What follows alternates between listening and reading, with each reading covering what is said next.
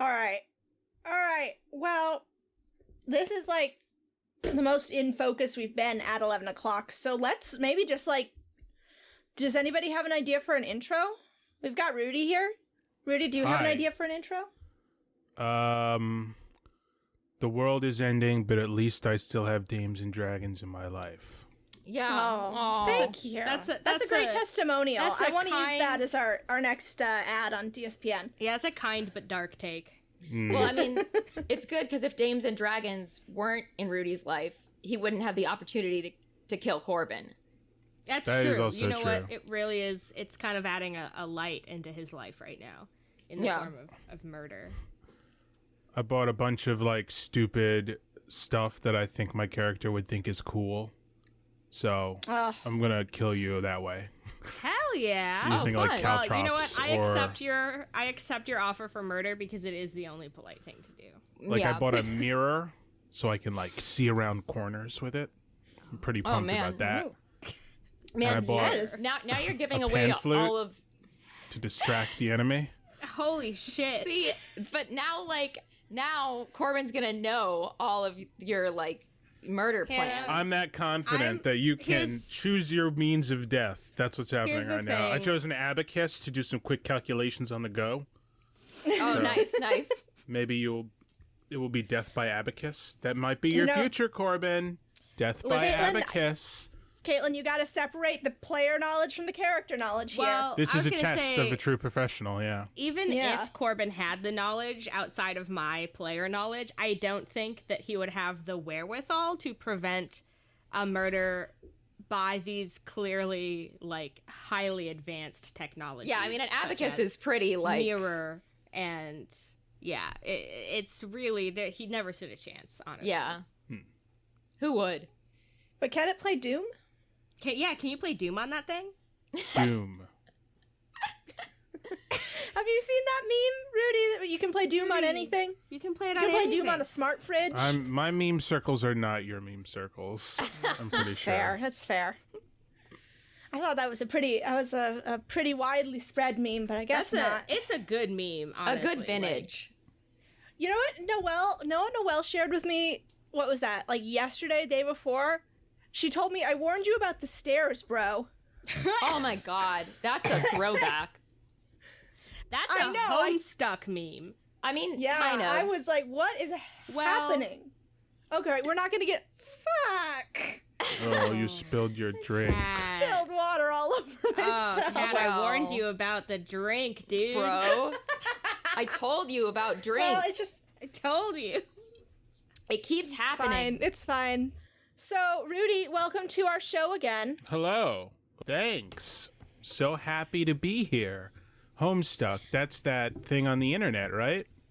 Yep. It sure was. You couldn't have put it better. I assume it still is. Yeah. But I try not to go back to those dark days. Have you guys seen that joke that's like, now that we're in quarantine, we're all Homestuck? I hate that. I hate it, and I don't wish to see it. But it is true. It is true, though. It is. We are all Homestuck. Rudy, what's been up for you since last we saw you on this podcast? Oh, hey. Saw you with our ears. Just, keeping at it, doing what I do. Doing what you do. Yup. Yeah. I'm on the Demon Plague podcast. Oh. Noelle was on it once. I killed her. No, I didn't. Oh, good. Well, you got to complete the set now. Hey, yeah, killed 2 Noelle. out of 4. Got to kill Caitlin. There's only 2 left. Bad. Yeah.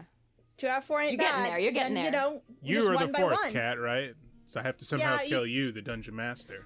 Yeah. Yep, That'll be that's the when final you boss. ascend and punch God in the face. Yep. And then you become the Dungeon Master. I think that's the plot of Homestuck also. Shut the fuck up. We're done talking about Homestuck, Caitlin. Okay. Rudy, you never shut up. We never want you to shut up. Caitlin? Rudy, you're beautiful. You keep doing what you're doing. Caitlin, shut the fuck up. Let's play some D&D.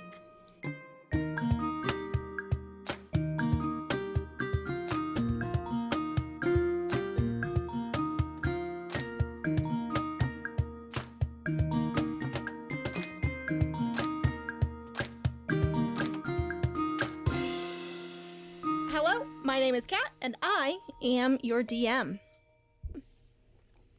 Me. I'm pointing to Caitlin. Okay. My name is I'm Caitlin, and I play Corbin. I love the confidence. Yes. Thanks. It's me. I'm Hannah. I play Slake, a half-orc fighter. You sounded like also your confidence was not in the name of your name. Listen, that's the theme this time. I don't even know what and, that means. What about our guest, our beautiful guest, our sweet, angelic guest? Hi there. My name is Rudy, and I'm playing Zeroth, a half-elf fighter/sorcerer. Love it. Now Ooh. that's confidence. Now that is confidence in who you are and who you're Well, playing. wait until and we I'd love to cast a see it. spell, then the confidence is going right out the window as I go, wait, how do I do this again? Valid. Okay.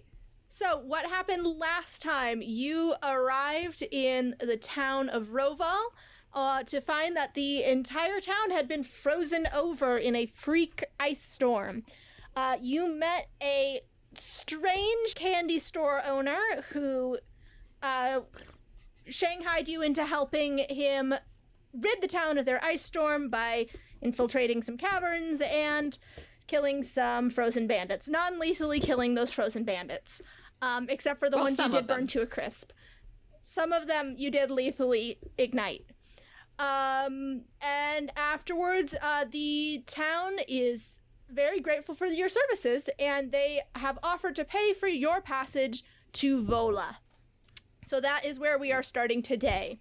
Your departure day is overcast, and it's slow going getting up in the morning. There's a thin dusting of snow falling from the sky. Mayor Mala sends someone to the inn where you were staying to rouse you from your beds and get you to come down to the docks, where they gesture to a small vessel with bright blue sails and a yellow sun emblazoned upon them. Mayor Mala meets you at the docks, and she waves and says, "Well, this is your ship. The captain should be around here somewhere." And you see a head pop up from behind the ship's railing, and it is a face that you recognize, Corbin. A small, gnomish man. It's Noon, the deckhand from the Wandering Moon. Oh my god, it's Noon! Corbin sees Noon and, waves his arms emphatically and is like, "Noon! It's morning!"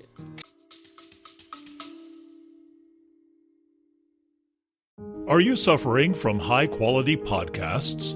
You see, quality podcasts stimulate parts of your brain, leading to an irksome condition called thinking. But suffer no more, my friend. Introducing Discount Storytime's blend of fictional nonsense and rancid gibberish to provide soothing relief. Try Discount Storytime today.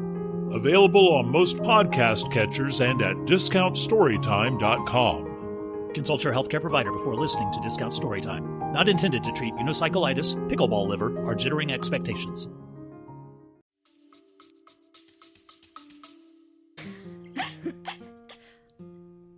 And Noon comes down the gangplank and grins. He says, "I heard you had quite an adventure after we separated in Madria Harbor, but I never expected to see you again. What are you doing here?" I'm alive. Oh, also, we're looking for our friends, it's been a time. Noon, my man, how are the seas? The seas are as fickle as they always are. This is my ship, and he gestures back to it.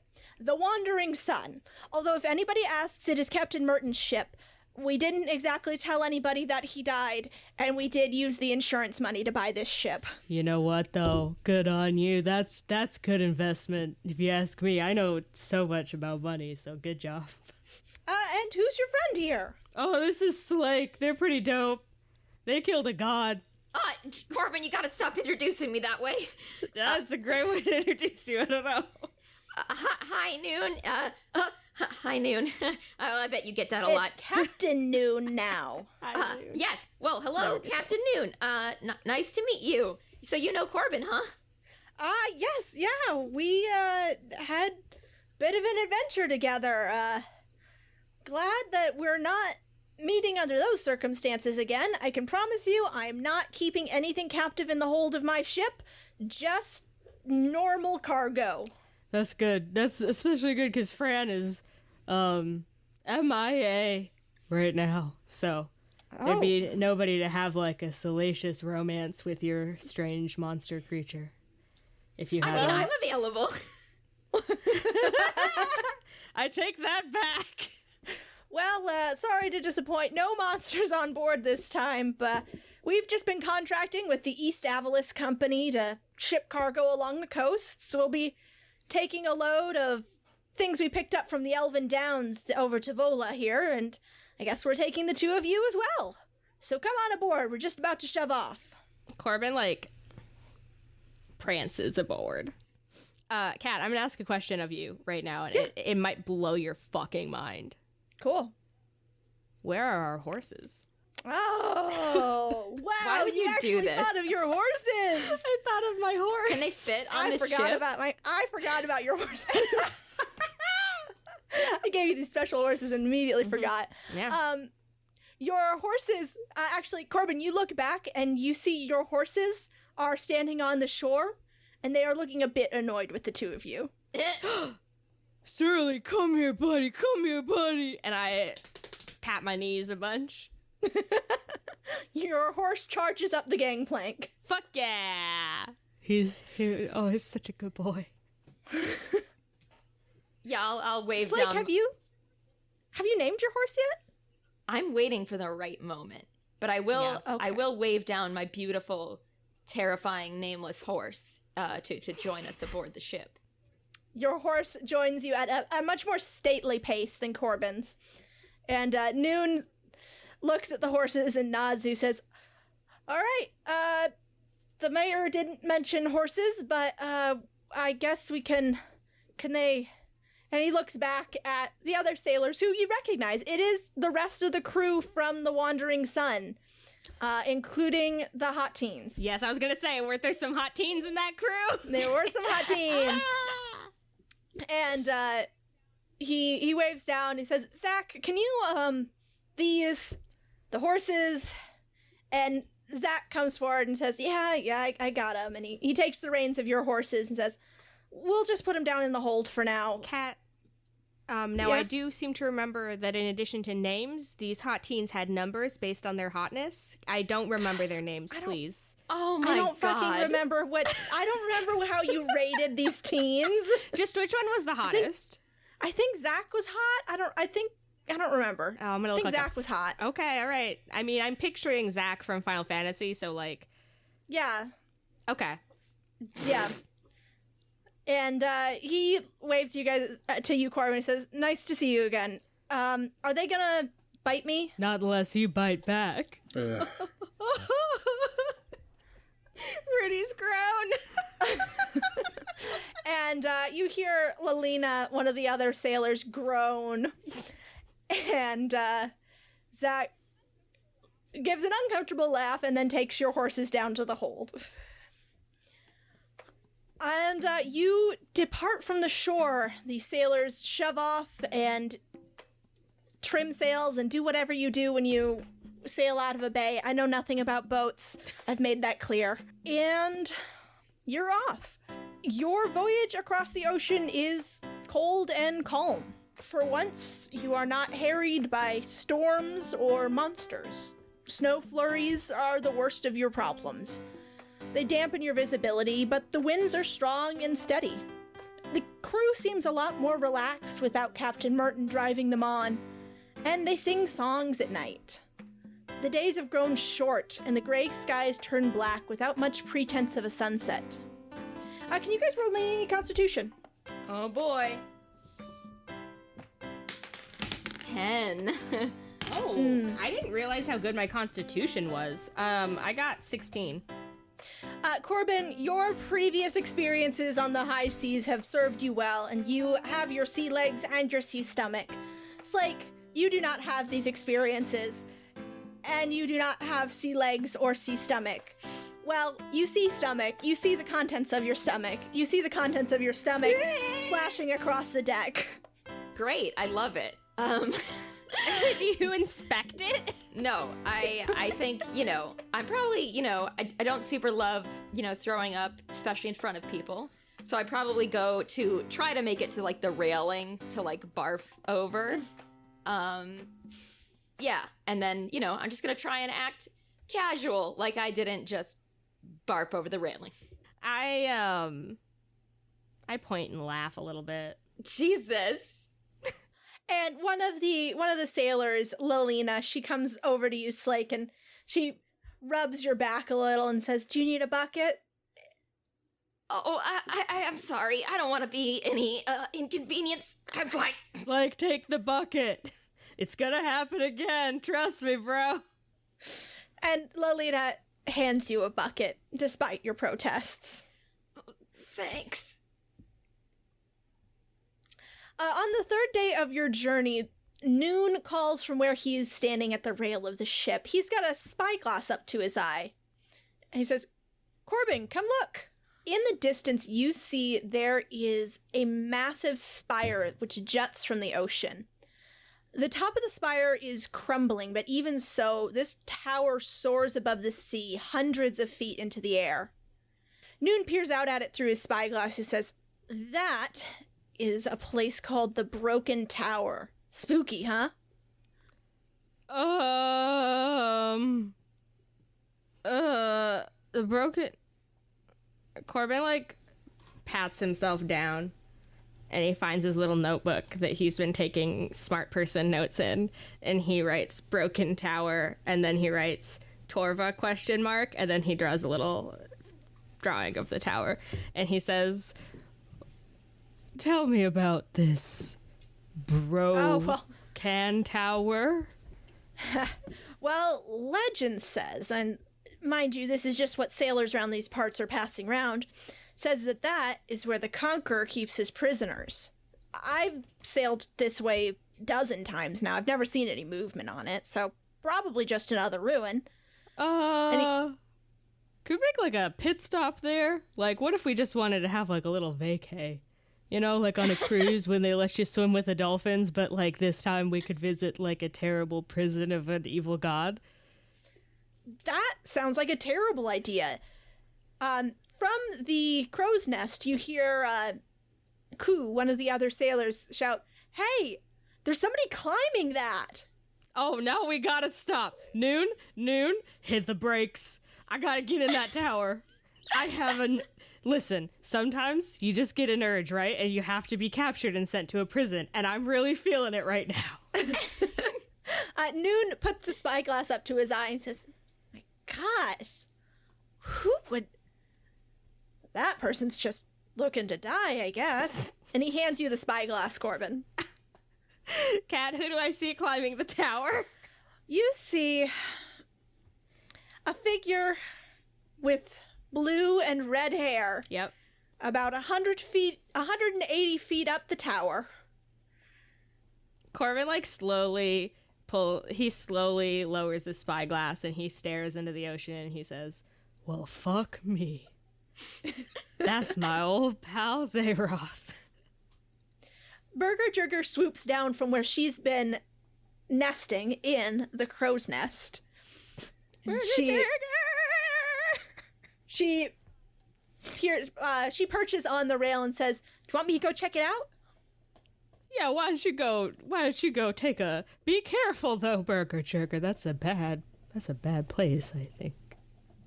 And she salutes you with one wing and then takes off to go do a circle of the tower. Zeroth, how are you doing? I'm good. I cast Spider Climb on myself, and I'm not climbing up this tower. I'm dancing up this tower. Because I can move across vertical surfaces with my hands free. Mm-hmm. So I'm doing a little jag. I got my rapier out. I'm kind of swinging it. I'm dueling the bad guys that I'm going to fight. They're ghost bad guys right now, but I'm just swinging around. This is going to be an easy victory, as all my victories are, because I'm the best and I'm going to win. So, Zeroth, a black and feathery shape swoops by your head. And you hear a caw on the wind. I ignore it. I've heard lots of caws while climbing up the side of a tower in the middle of the ocean. So, On the ship, Burger Jerger swoops back down and says, "That is a crazy person climbing that tower. They're not using their hands. And I think they're like dueling imaginary bad guys?" Oh no, he's dancing. I could see that footwork from miles away. That's a spider climb, Burger Jerger. We gotta get over there, that fool. He's up to something. Noon looks at you and says, "Well, we can't stay long, but if that's a friend of yours, I guess we can weigh anchor until morning, but if you're not back before the sun's up, we're gonna leave without you." That's absolutely fair, Noon. If we're not back by high noon, you take right off. Well, no, it's gonna be like sunrise, but Well, okay. accept your pun. Thank you, Noon. You can take one of the dinghies if, No need. Corbin turns to Slake and says, "Slake, you want to ride a dolphin?" I'm literally, like, as you're saying that, like, I haven't been super present for this conversation because I'm, like, hunched over this bucket. But I hear you say that, because I assume you're calling to me. Okay. And I wipe my mouth and I say, "What?" Corbin turns back to Noon and says, We'll take the dinghy, actually." So the crew of the Wandering Sun lowers you down in a dinghy into the ocean. And Corbin, are you going to take over rowing for your dear seasick friend? Yeah, I guess so. I mean, I'll have to work on my guns. Probably I'm gonna be sore tomorrow, but like, I don't want to see what happens when Slake tries to row the boat while vomiting. So, I mean, can I make a check to try and... Yeah, make another constitution Okay. check. Let's see if... Yeah. Actually, first, Corbin, will you please make an athletics check for me? yes. Oh, that's a nat 20, baby. What's up? Corbin, you summon strength from deep within yourself. I see Slake vomiting continuously, and even though I did laugh at them when I first saw it, like a mother whose toddler is trapped underneath a bus, I summon incredible unhuman strength, and I managed to row the boat. And just like a mother whose toddler is trapped under a bus, your first response was to point and laugh. Exactly. It's like, why don't you make a constitution check to see how you're doing? Okay. Like way over 20. It's like 18 plus 7.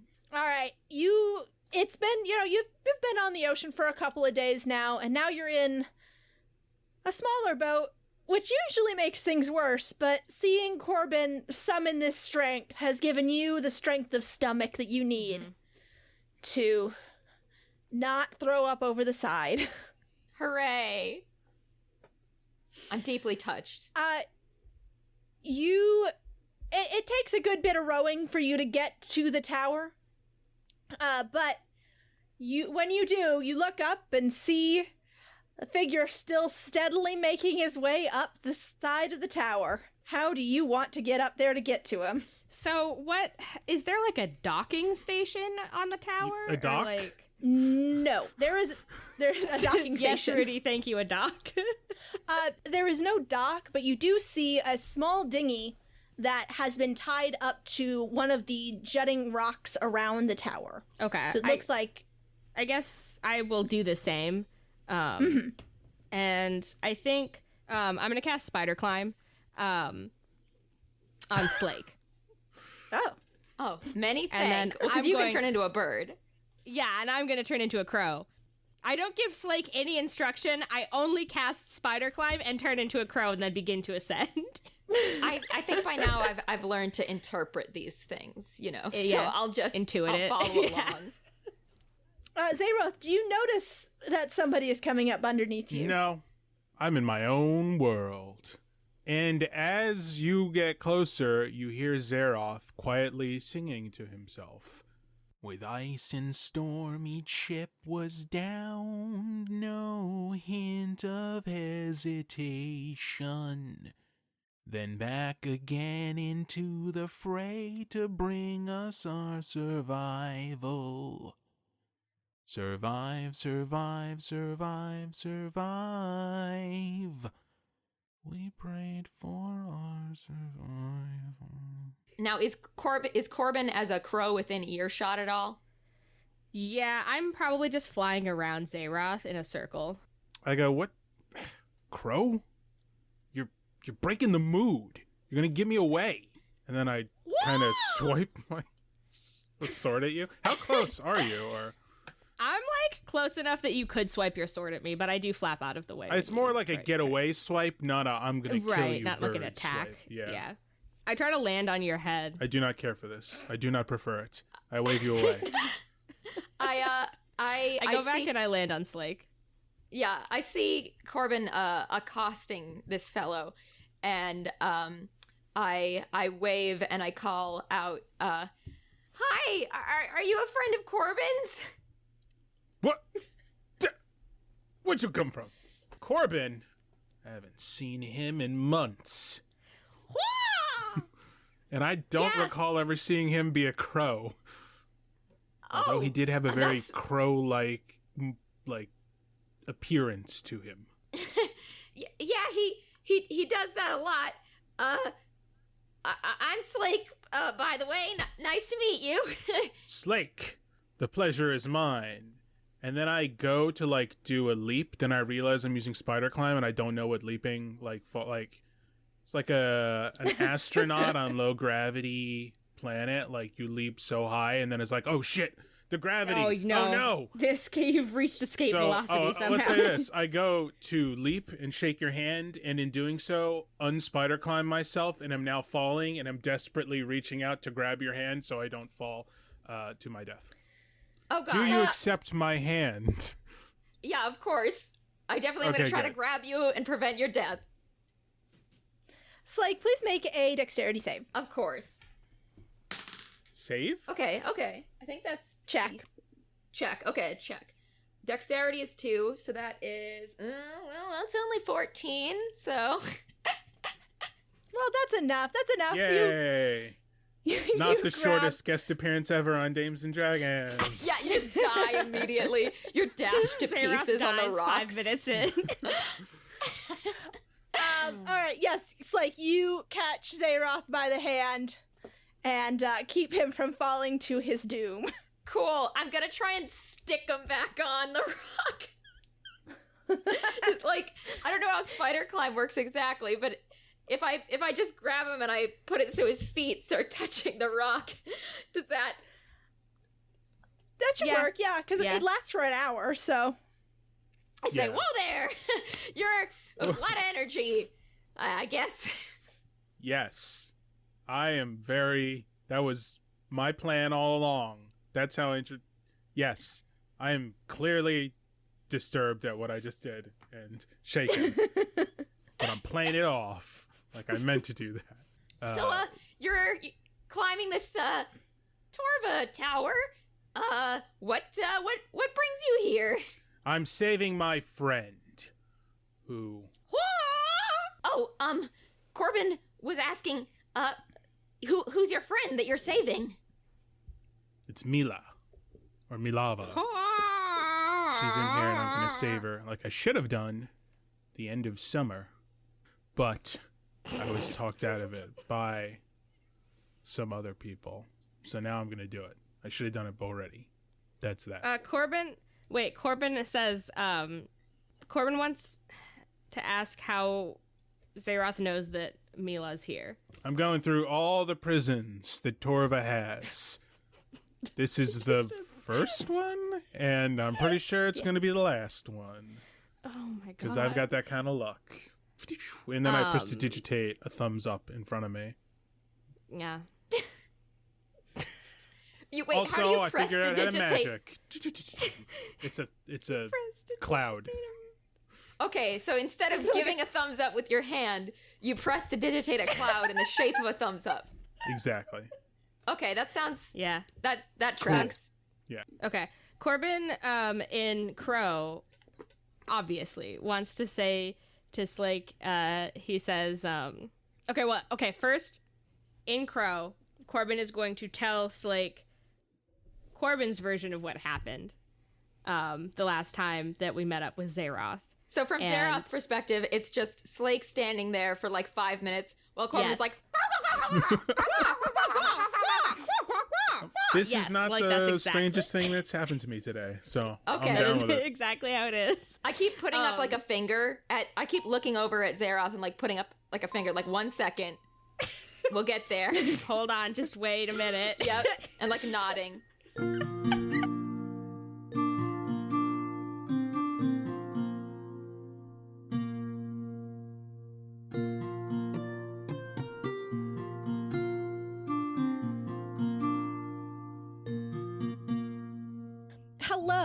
Hello, dear listeners. It's me. It's Kat. You've probably enjoyed the last 2 ad breaks where my friends Caitlin and Hannah both wrote out what they were going to say beforehand, but I don't do that.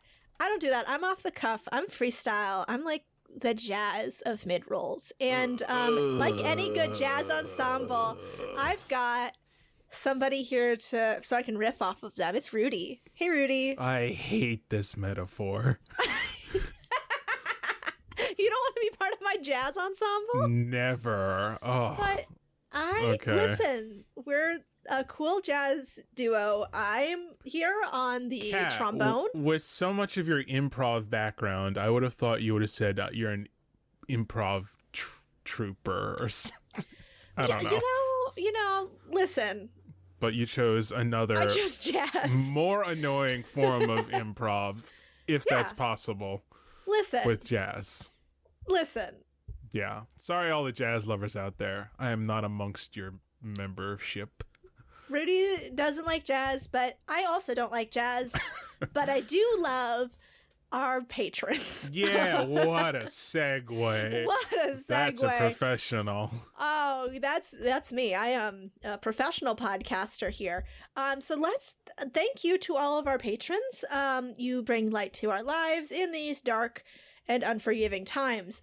Let's see. I'm gonna just rattle off this list because boy, oh boy, did you guys come out for us. We've got Malin, MG, Kittywake, Nicholas K, Brandon O, Melissa, Christina, Abbas, Izzy with 2 exclamation points, Rebecca with 2 Ks, and Claire. I'm not going to try the last name. Claire, thank you. Claire. Thank you all for donating, for supporting us, for funding the secret bunker that we are building to record podcasts in. That's turning out great. We've got like one of those people that makes turns school buses into cool RVs, and they're turning our bunker into like a, glamping bunker. And so while we're in the thanking section of this podcast that is all about thanking people, I guess. Thankcast. The Thankcast. This is the Thankcast, the podcast within the podcast, to steal a joke from the McElroys.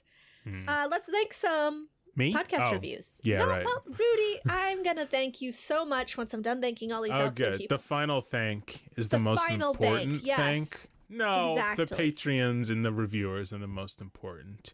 You're right. You're absolutely right. But let's thank them to tell them how important they are. It is Lauren C. Steele, Cyber Edge 7, Cole K41, Kira Severanya. I said that one badly. Jack Attack 1, I.H. Lisk. Boy. And Aiden the Warlock. Thank you all so much for reviewing our podcast. And if you want to support Dames and Dragons in a way that is not monetary but means so much, please leave us a review on Apple Podcast or Google Play, Google Listen, Google. Tell Google you like us.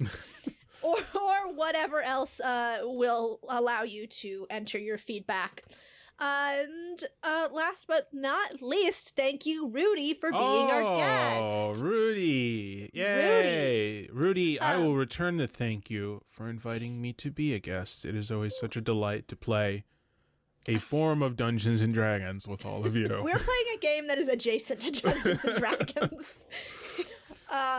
Rudy, what are you doing? What's happening in your life, professionally, personally? So I am really excited to say that I am going to be game mastering for WebDM, which is a pretty popular YouTube channel that talks about Dungeons and Dragons, dungeon mastering, they do class reviews of all the classes in the game and stuff like that. But what they're doing with this is they're playing another game called Torg Eternity.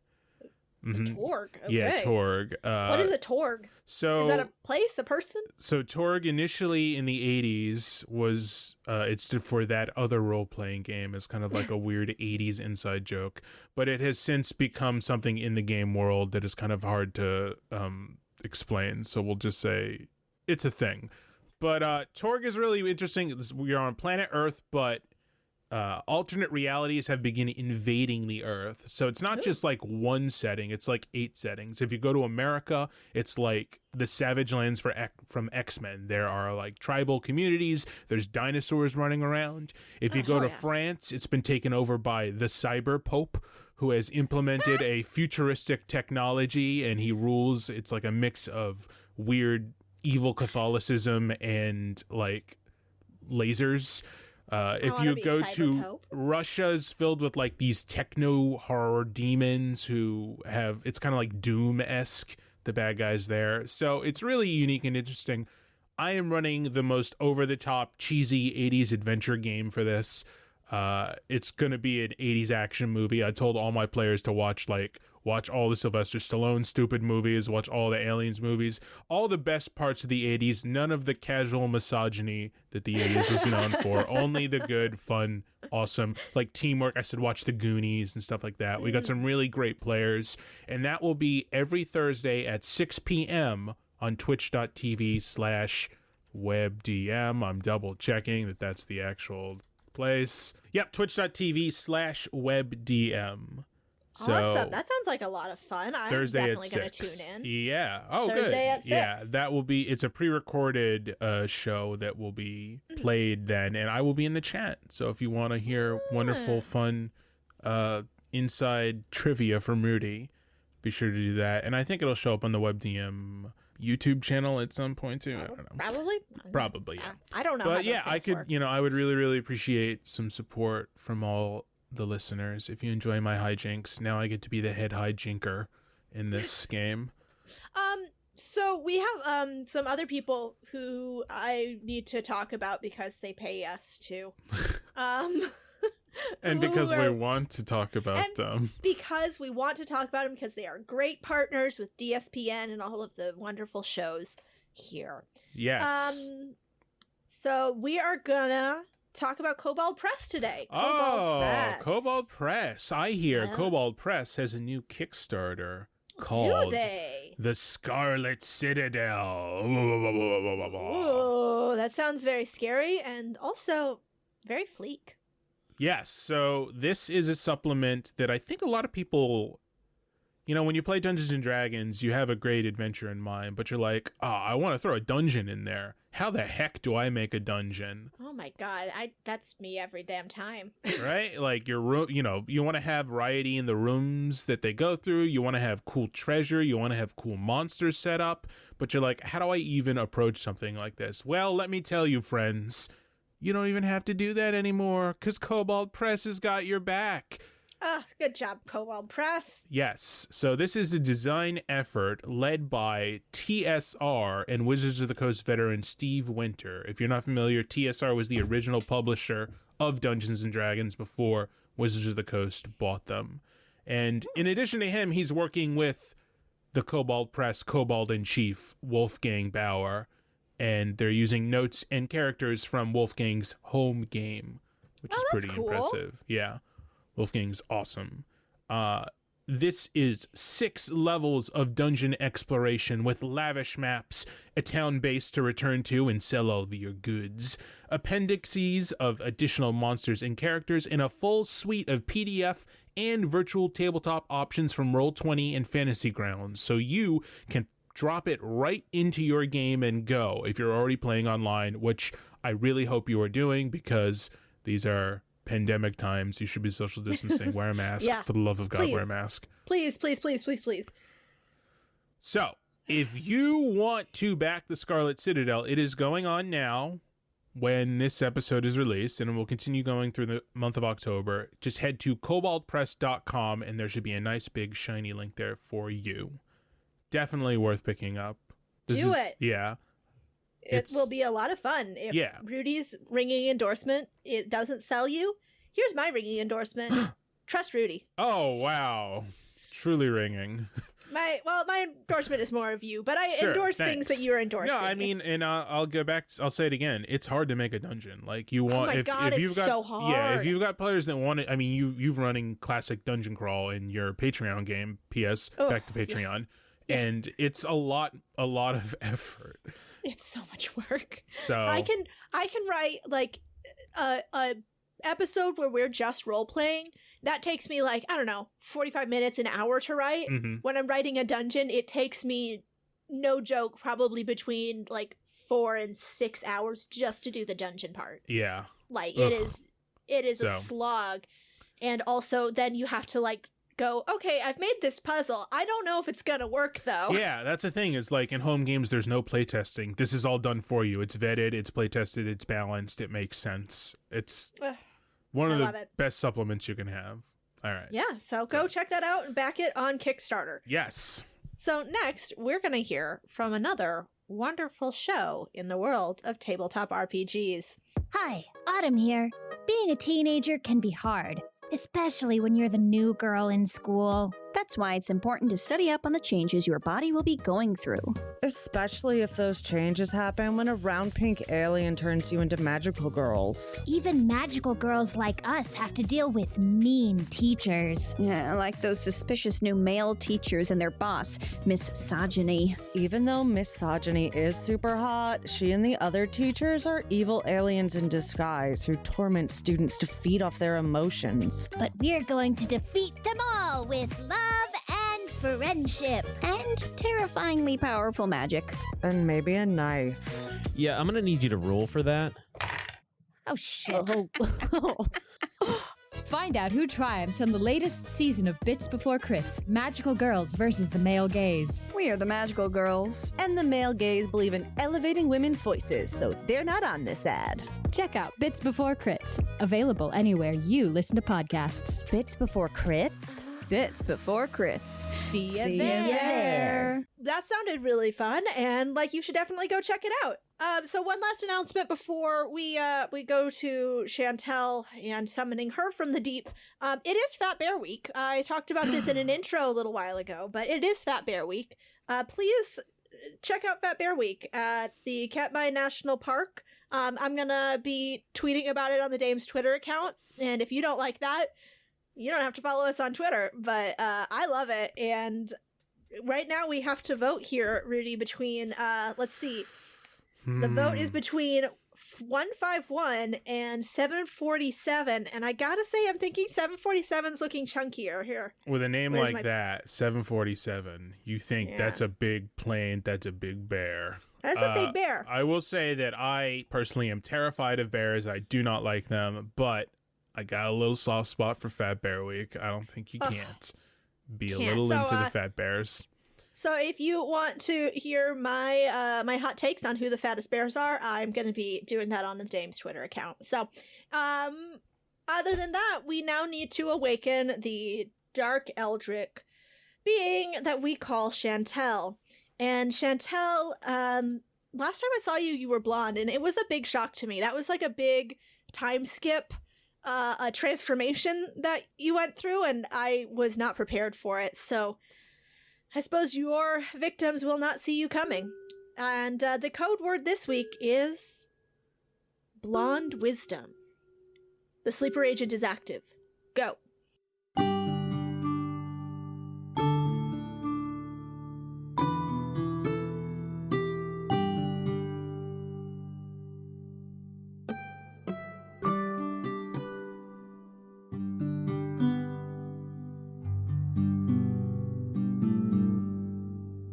All right.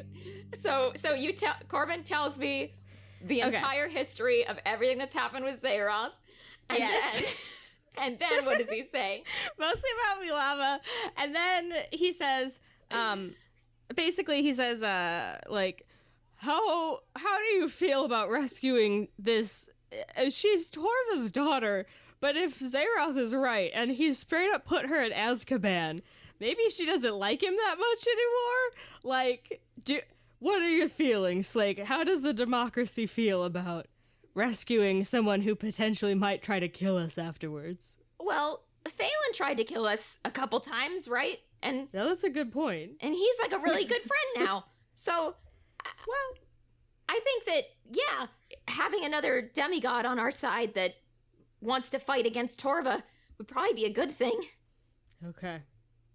Well, you know what? I think it's worth checking out at least. And worst case scenario, we just have to kill her and become Zaroth's immortal enemies. I don't translate that. I smile knowingly and nod. Just like stupid happy smile. Yeah. I say out loud, all right, sounds good. Well, yeah, we could help you out if that works for you, Zaroth. Yeah, there's some like statue guards up top. They kind of hang out. I'm just gonna, kill them fast. And I take out what looks like, I don't know if you've all seen a bomb before, but it's a bomb. And I Did you say a bomb? Bomb, just bomb.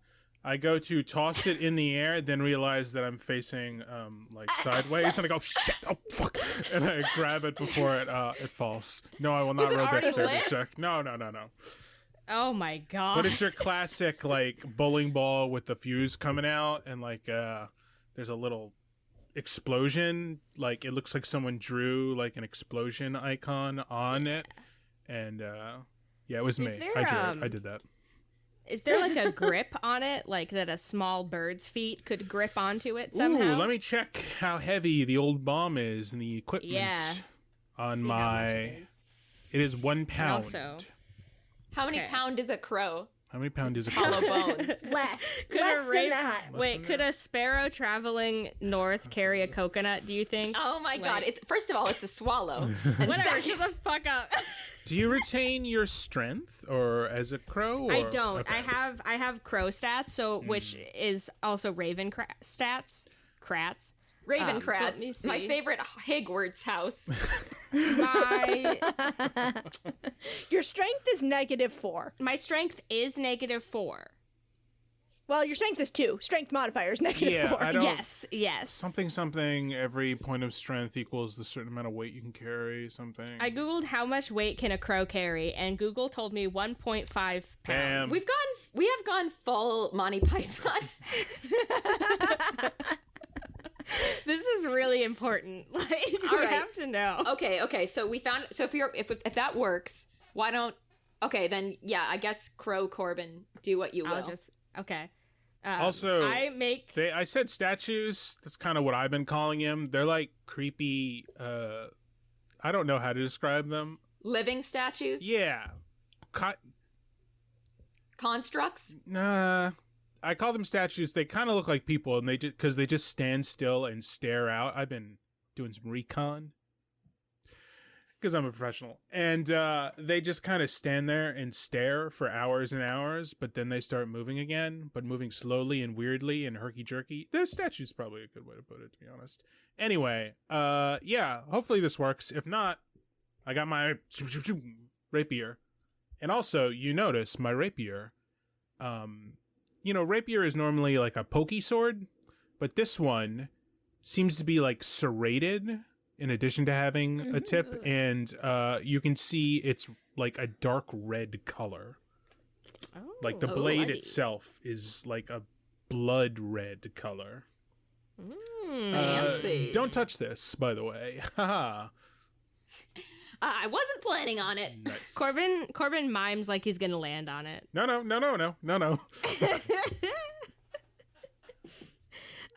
Corbin says to everybody, Corbin says to Slake, tell Zaroth to give me that bomb. And I'm gonna carry that little bad boy up there and just drop it on the boys. I tell Zeroth, Corbin wants to borrow your, well, I guess borrow isn't the right word. Corbin wants to use your bomb. He's gonna fly over and drop it if that sounds good. That sounds very good. Okay. So the way I was told this works, haven't tested it yet, is I light this part, and then you have 15 seconds, and then it goes boom. So don't take longer than 15 seconds. Do you have like a sling or something you could put the bomb in? I can't imagine any other way that Corbin could grab this. Okay, sure.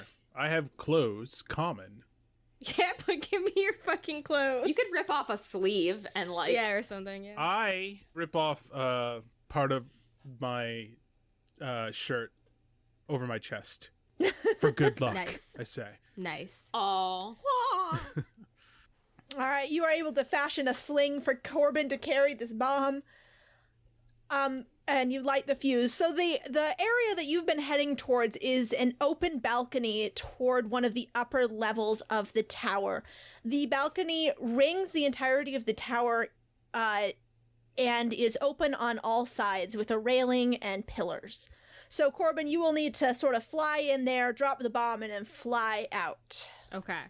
All right. All right. You guys load up Corbin with a bomb. Load me up, baby. Load him up. Loaded.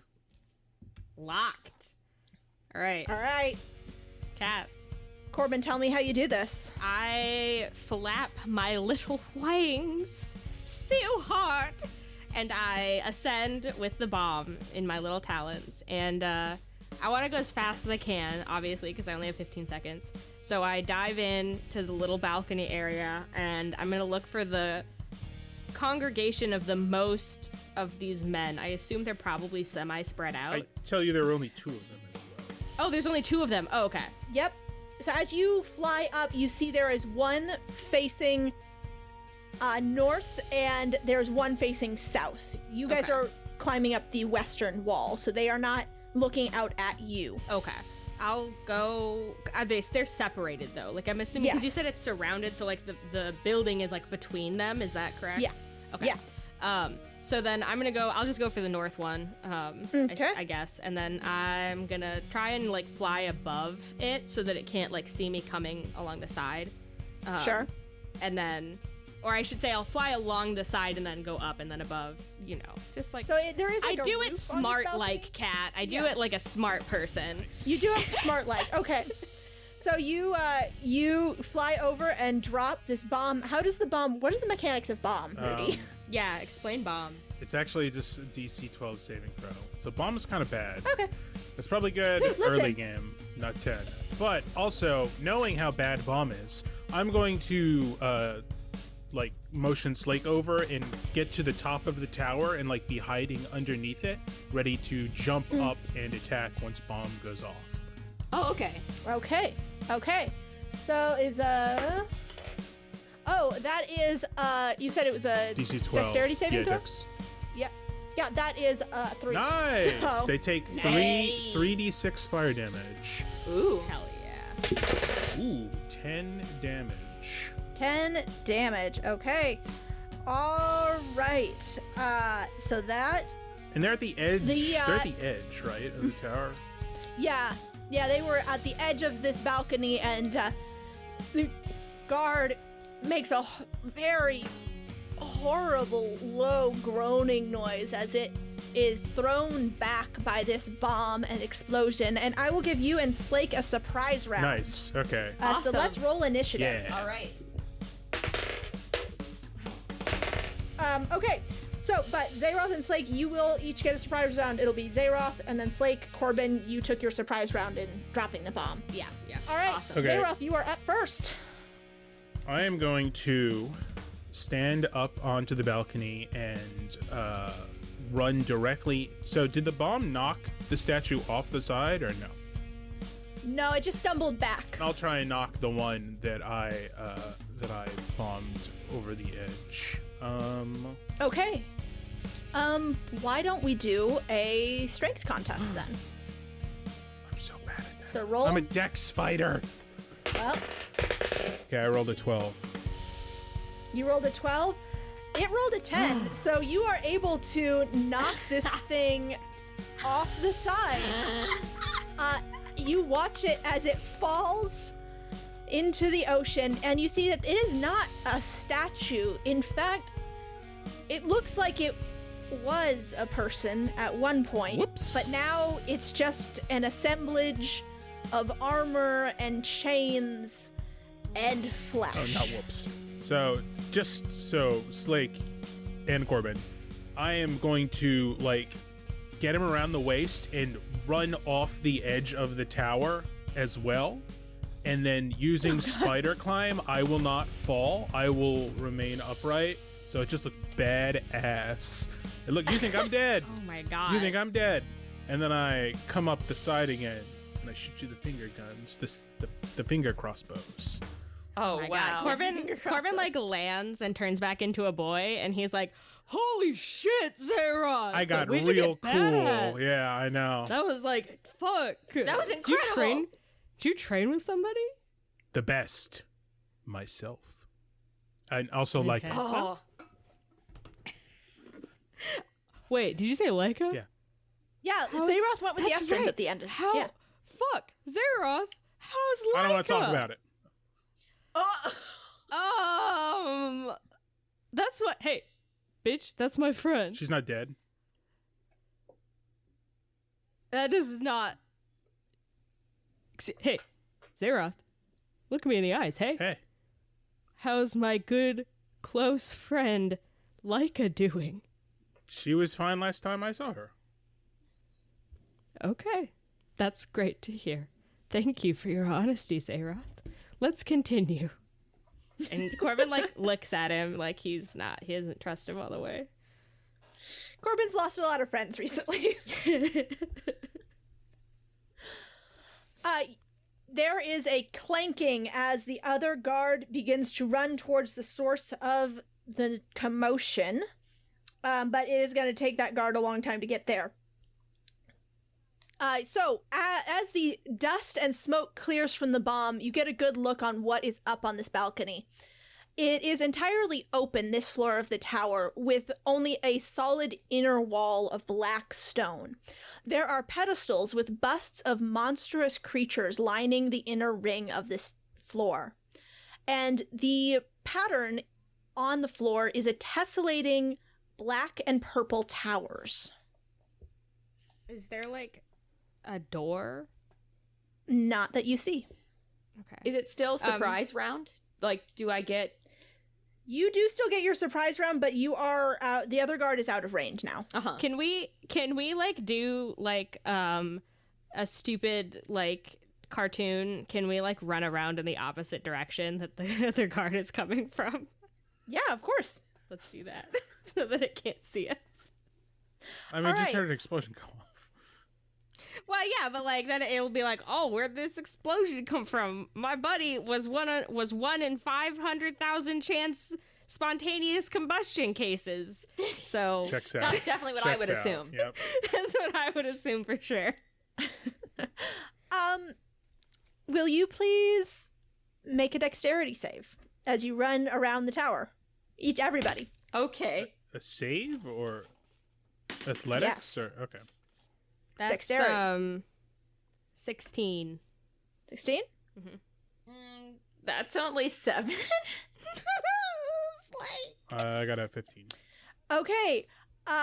So Slake and Zeroth, both of you are not quick enough as you step onto the tiles, the tessellating tile patterns. The purple tile turns to liquid underfoot. And as your foot sinks in, it solidifies around your leg.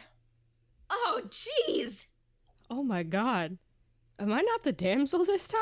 Am I the only one who's not the damsel right now? And the other guard is, you hear them clanking around, and they come into sight. You see the guard is avoiding all of the purple tiles as they clank forward, and they are gonna rush ya. But Slake, I'm gonna still give you your round that you earned that round. Oh, thank you. So you see them coming, so you can have a reaction before they hit you. Cool. Well, I'm gonna hit back at them with my picks for sure. Okay. Oh, nice. Okay. So for my first attack with the picks, that is, God, I wish I could do math. 25 to hit. That's piercing damage, right? I suppose, yeah. Yeah. It hits, but bounces off of the armor. Okay, so no damage? It is immune to piercing damage, yes. Okay, well, that was my first attack. So I guess noticing that my picks have had no effect, I'm going to try instead with my Morning Star. So let's see how that goes, because that, I believe, would be what? Bludgeoning? That would be bludgeoning, yes. Yeah. Ooh, that was a terrible roll. Okay, so that, unfortunately, to hit was only going to be a 12. It catches your Morning Star in its hand and just shoves it away. And since you just straight up killed the first one, we are actually going to be back at the top of the order at Zaroth as we are out of the surprise round. Seeing that the piercing was ineffective, I will, with my left hand, my offhand, it turns bluish white, and then a light streaks out towards the monster, and it hits it in the chest. So that is the Ray of Frost that I, a multi-class character, am using. Haha. Nice. Mm-hmm. And also, Gee, Rudy, I how come your mom lets you have 2 classes? Ooh, I rolled in. You guys have a class? What did I rolled in that one, so I explode. Oh. No. I think that is definitely something happens as a wild mage or a wild magic sorcerer. Oh, yes. Fun. I rolled a 15. For the next minute, you regain 5 hit points at the start of each of your turns. That's cool. That's very awesome. good. That's dope. That's very dope. Okay. Well, that turned out better than it could have, but it doesn't hit the guardian. But also, let me ask you a question, Kat. As a multi-class, I have a fighter ability that says attack twice. I have an extra attack. I think that carries on for a spell. You can do a second spell. Multi-class. Oh, wow. The benefits. Yeah. So I will Ray of Frost him again. All right. Rolling. So that's a 19. That will hit. 13 damage. And this is frost damage, cold damage. So. All right. The guardian groans as the frost hits it in the chest and spreads in a icy spider web of pain. If this thing can feel pain, that's its speed unclear. is also reduced by 10, which might be significant for a big bulking statue. Nice. Yeah, it does not. It is not speed. It is bad speed. So that's good to know. Bad speed. All right, Slake, you are up. I think it would be within range of you because it is currently attacking Zaroth, and you two were buddies, though you were both immobile. Cool. Wait, do I get to go? No, you're after Slake. I had like a surprise Remember there round. was a surprise round? Oh, that's you right. used bomb. Okay. Yeah. I forgot about the surprise round. Okay, continue. No worries. Okay. So this time to hit with my Morning Star, that is going to be 16. 16 does not hit. Damn it. Okay, second attack time. God damn it, I'm rolling so bad. Okay, so unfortunately for my second attack, I only rolled a total of 12. Nope, that won't do it. It just deflects your attacks with one arm. Jeez. Just sort of swats away your Morning Star as you swing at it. Corbin, you are up. Okay. I think I know what I'm gonna cast. I shouldn't cast this because it never works for me, but I just really want it to work. So I'm gonna cast Flame Blade. Nice. And make my attack with that. Please describe to me how this looks, though. Okay. I need a description. So Tell me how cool you are. From my hand, a flaming sword bursts forth, and it looks very cool. And like the whole thing is flame. So like I'm holding it, and it's like super hot, but like I don't feel anything because it's magic. And I have to roll to hit, which is the part of this that never works for me. Good luck. Thanks. It's a 17. Nice. Oh, that'll hit. Hell yes. You did it. Hell yes. Oh, fuck yeah. 6, 2, and 3. Wait, that's 9, 10, 11 fire damage. Okay. All right, so that is going to hurt it. And the guardian roars in pain and stumbles away from Zeroth and Slake as you hit it with this fire. And it will now have disadvantage on its attack rolls until the end of its Nice. turn. Oh, what? Oh, is it? Aversion to fire, does baby. it? Oh, Hell does it move? It moves. yes! You said I was engaged with it, right? Yeah. So actually, you get an attack of Nice. opportunity, Zeroth. With my Fuck yeah. piercing weapon. That is magical. It is magical. We'll see. It's immune to. Yeah. I rolled a 21, but again, it is 21 to hit? damage with my rapier. It hits, but it is a magical rapier, so Okay. it does hit. Let me tell you about my rapier.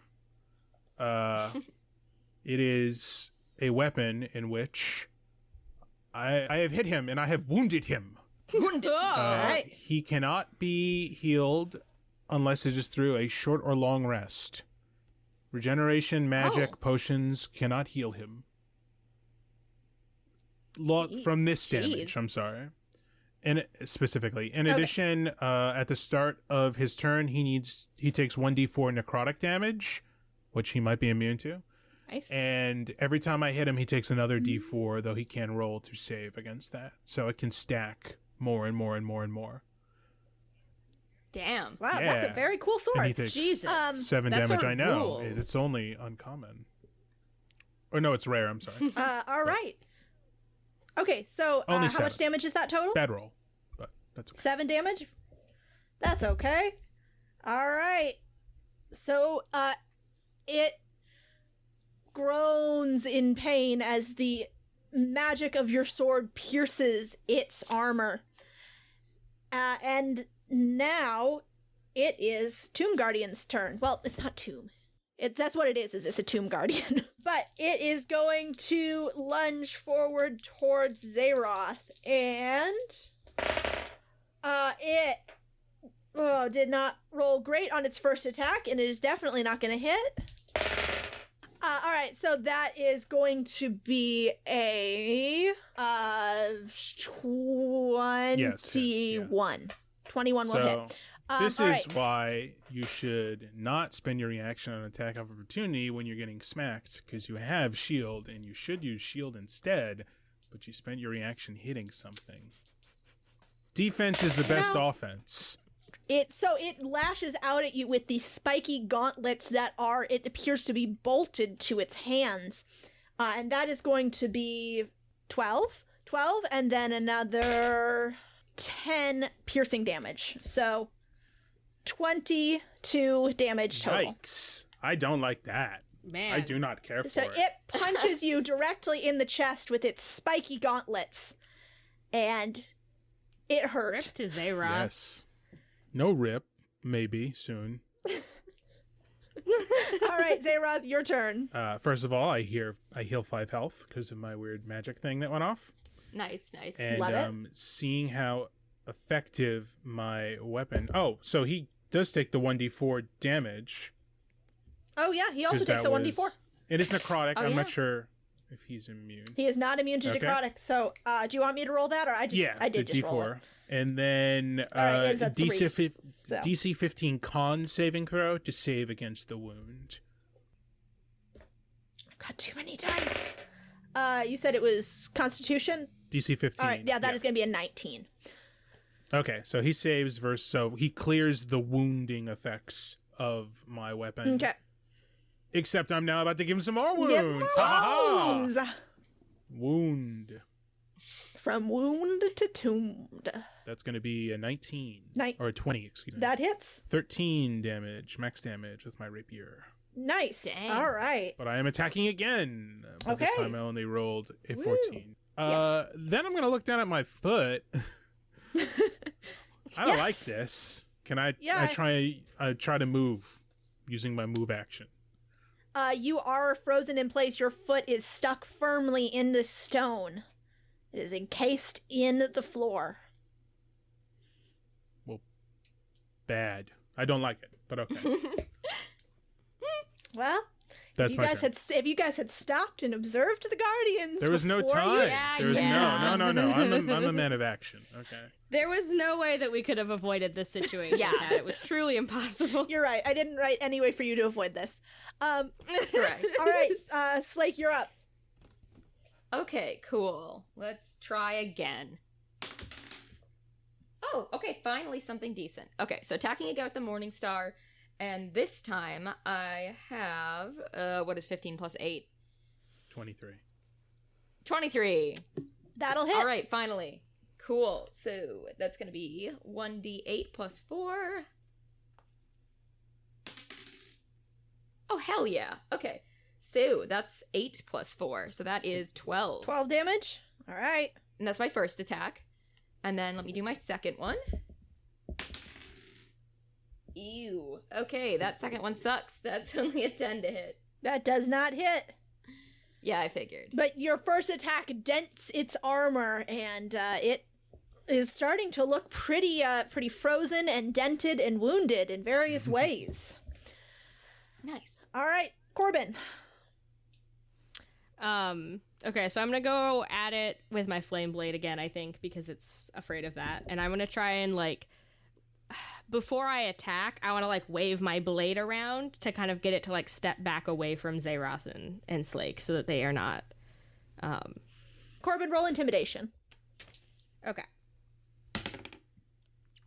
Ooh. That's a 17. 17, I think, will do it. Yes, it does take another step back, and that gives Zeroth yeah. and Slake attacks of opportunity since you were both engaged with it. Jeez. Why don't you attack? Nice. Sup, yo? You know what? Let's do it. Who cares about stupid Yeah. shield spell? Yeah, kill it. 22 Shields are damage. fake. That's not insignificant, but I don't even care. Yeah. Okay, well then I just want to try, once I get it to step back, I want to try attacking it with my flame blade. And that time, Whoa! I did get a nat 20. Nice. So what's up? Woo! Get fucked. Get fucked. Fuck yeah. 6. 1. And 6. So that would be 13 times 2 is Times 26. Yes, 26 All right. damage. Okay, all right. Zeroth and Slake, take your attacks of opportunity. 25 for 13 damage. All right. Ouch. Finish it, new friend. Slake. Oh, man. Well, let's see how it goes. Oh, okay, decent. Yes, I like that. Okay, so 15 plus 8 again. That'll hit.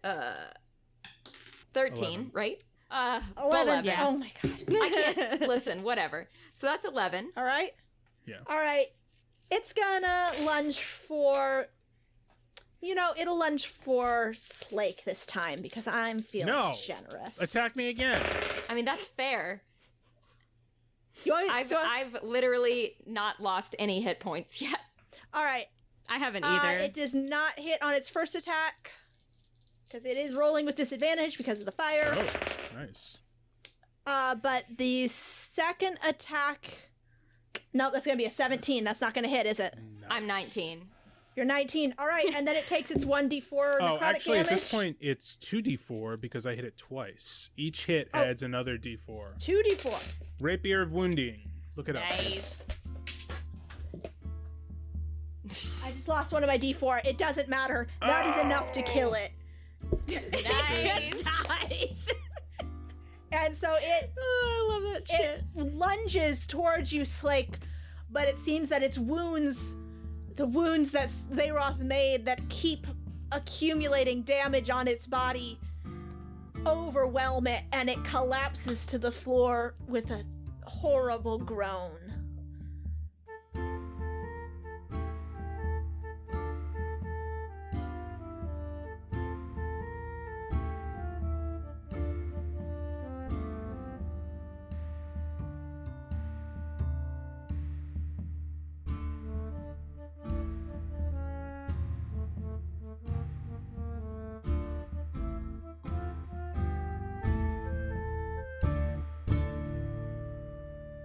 Wait, Hannah had a quick aside. Hannah? Oh, no. Aside? All I was going to say is, like, anyone out there, if you've read Homestuck, don't tweet at us about it or tell me about it on any social media platform.